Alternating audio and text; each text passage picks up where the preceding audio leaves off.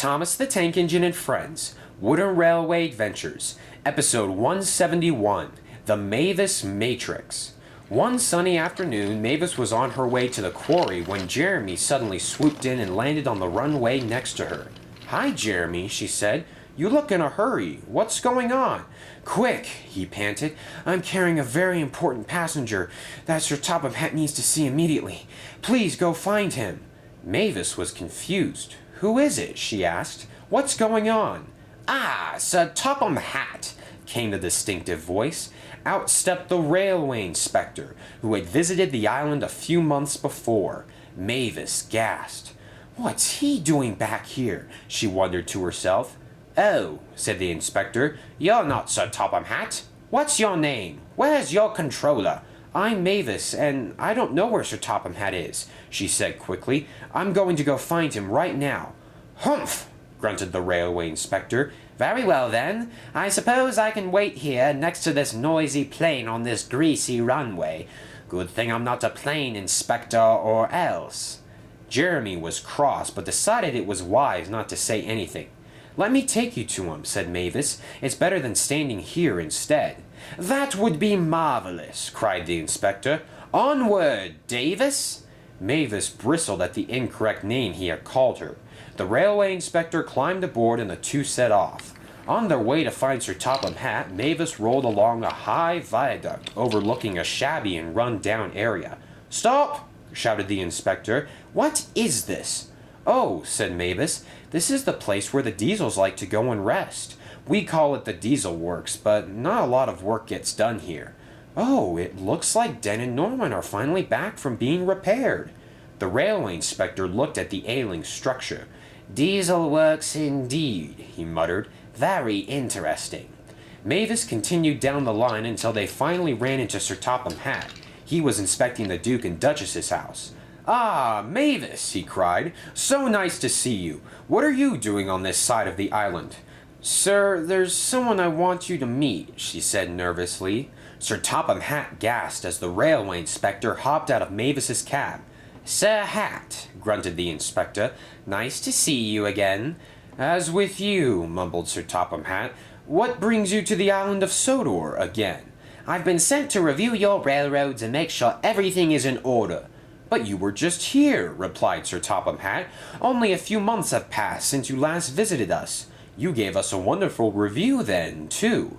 "Indeed, and it appears your railway has fallen apart since I last departed," he murmured quickly. "That area over there you called the Diesel Works is horrendous. I will have to do something with that. And I was reading up on your accident reports on the flight here. I'm not impressed, to say the least." "What does he mean, sir?" asked Mavis. Sir Topham Hatt sighed. "Every time there is a crash on a railway, the controller must report the accident to make sure that no one was hurt and that the engine is fully repaired." "And I've noticed an alarming spike in accidents recently," interrupted the inspector. "Let's see. Montague, a.k.a. Duck, crashed into some cargo cars at Elsbridge Station. An electric shunter took a swim at the docks. And a visiting GNR locomotive seems to have a mean streak, with many accidents reported, some very recent, too." "Oh, that's Ryan," explained Mavis. "He's a new engine, and a very inexperienced one at that."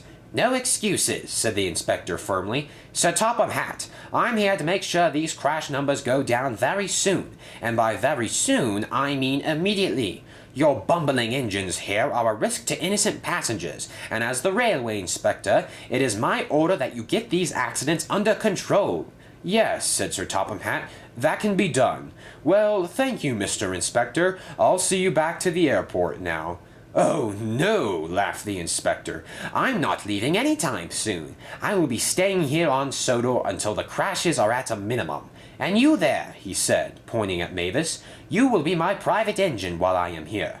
"Excuse me?" asked Mavis. "Well, I must have some way of getting around," continued the inspector. "I certainly won't be seen climbing aboard one of those dreadful steam engines. These slide plates and snowplow on your front will provide me with extra protection." Mavis rolled her eyes. "Are you sure you're a railway inspector?" she asked crossly. The railway inspector ignored her. "And since I am staying for an undetermined length of time, I will need a place of residence."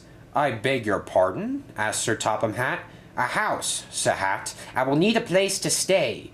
Sir Topham Hatt was at a loss. The railway inspector had shown up uninvited to stay the next few months, and there were no preparations in place for him. You can't be serious, objected Mavis. I will not be your private engine, nor will you impose on Sir Topham Hatt like this.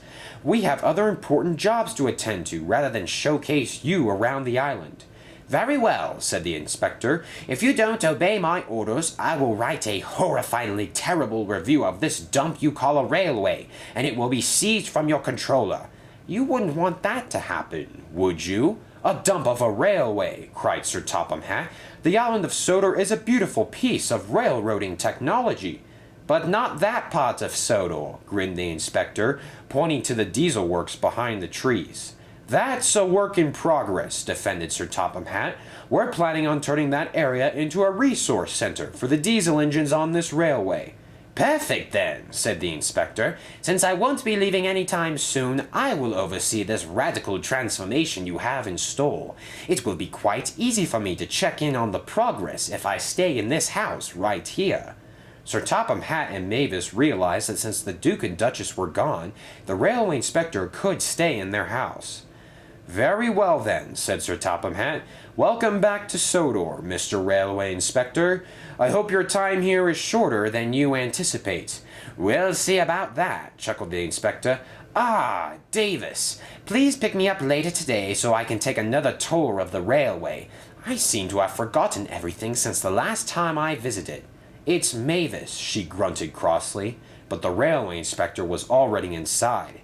I don't want to be that awful man's personal engine, she said to Sir Topham Hatt. The only reason he's here is to destroy the Sodor Railway. Don't worry, said Sir Topham Hatt. He'll grow bored of traveling in a cab, so I'll arrange for a special coach to take him places. Please go alert all of the engines that the inspector is back and to be on your best behavior. Mavis quickly strolled away. She raced into the docks and hurriedly explained the situation. The terrible man is back again, exclaimed Bill. We can have some fun with him, you know, chuckled Ben. No games this time, said Mavis firmly. The inspector already doesn't like Sodor, and he has a grudge against steam engines. We need to keep the trains on time, agreed Boko, and limit accidents to a minimum. The engines heard a splintering crash as Salty pushed some cargo cars into the back of Boko. Sorry, me hearty, chuckled Salty. I hope ye like the smell of fish. Boko sighed. As I was saying, we need to stop having accidents, otherwise the inspector will give us a bad review. Suddenly, Isabella rushed in and overturned right in front of the engines. Her important package spilled across the track. Whoops, she said. I must have taken that corner too quickly. Tell all of your friends what's going on, said Mavis. Spread the news about the inspector as quickly as possible. Ouch! Exclaimed Bulstrode as he beached himself near the exit of the docks. Victor surveyed the calamity around him. And I wonder why the railway inspector wanted to come here, he asked thoughtfully. All of the engines realized that Victor was right. The inspector had come for a reason, and they were in for trouble if they didn't change their hazardous ways.